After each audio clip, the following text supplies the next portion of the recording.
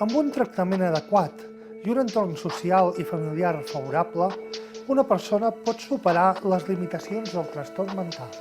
Les persones amb un trastorn mental no són més violentes que la resta de la societat. Em dic Lluís Paloma i dono la cara per la salut mental.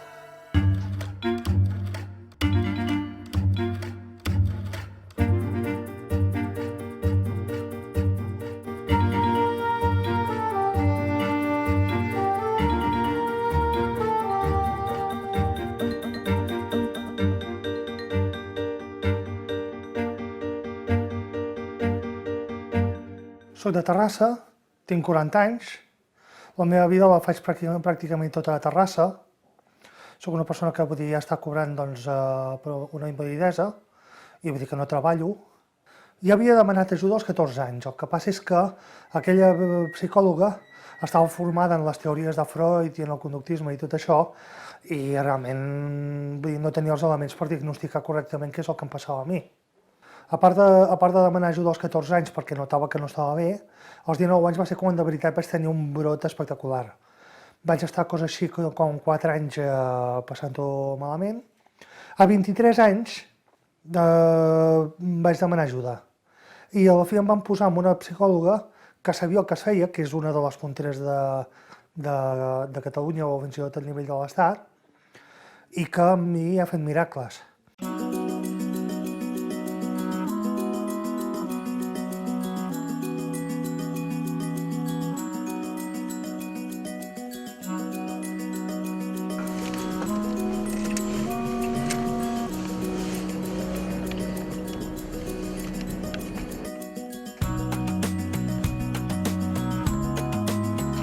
Recordo que evidentment no és que estigués molt còmode precisament quan vaig començar el primer curs de l'ESO, no?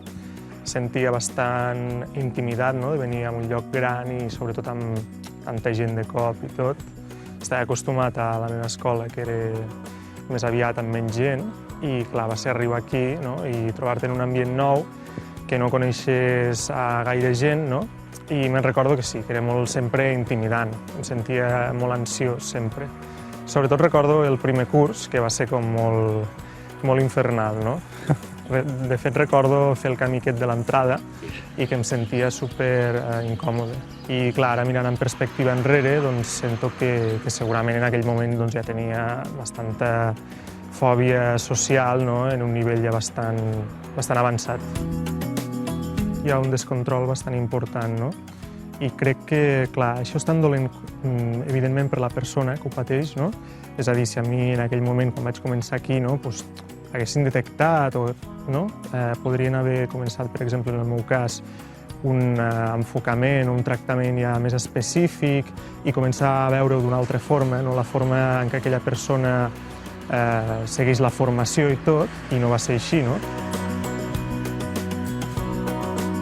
Jo crec que és tan dolent per la persona com per al sistema, perquè a la llarga hi comença a haver molta gent que per no saber el que els hi passa i tot, doncs o que no rendeixes o no fas el que hauries de fer, no?, de la forma adient.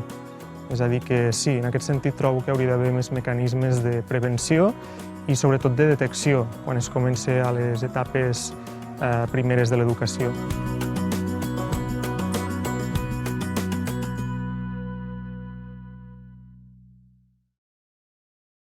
Era molt bèstia. Vull dir, a veure, sé que hi ha l'obligació de que tots anem a l'escola, etc., però a mi em van dur a una escola que no era gens indicada per mi, amb els pitjors companys possibles. Vull dir, només portar-me a l'escola i ja al primer curs hi ha un company de la classe, em va tirar d'alta baix d'una tàpia, commoció cerebral, i bueno, em vaig sortir viu per casualitat. També, doncs, vull dir, no aconseguia cap amic estable, més aviat tothom es distanciava de mi, em van començar a insultar, em van començar a dir agressions psicològiques i físiques les que vulguis.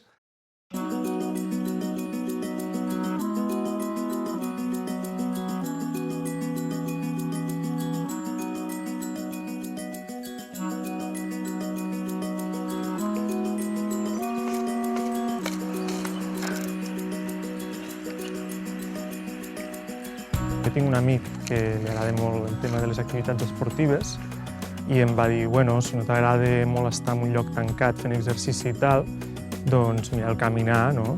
Vas molt al teu aire, al teu pas i també disfrutes una mica del paisatge, estàs tranquil, no? Acostumo a fer una ruta a peu una mica llarga, uns 7 quilòmetres o així. Em va molt bé per a el que és refrescar la ment, no? Per dir-ho d'alguna forma. És, si a part de les coses habituals tens alguna cosa que et capfiqui més del compte, doncs m'agrada molt venir a estirar les cames i m'ajuda a pensar amb més claretat. Et sents més tranquil i més relaxat quan vens. Potser pots pensar d'una altra forma, no? I no tens pressions ni res, no?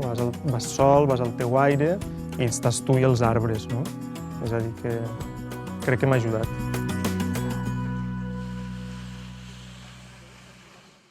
Exacte.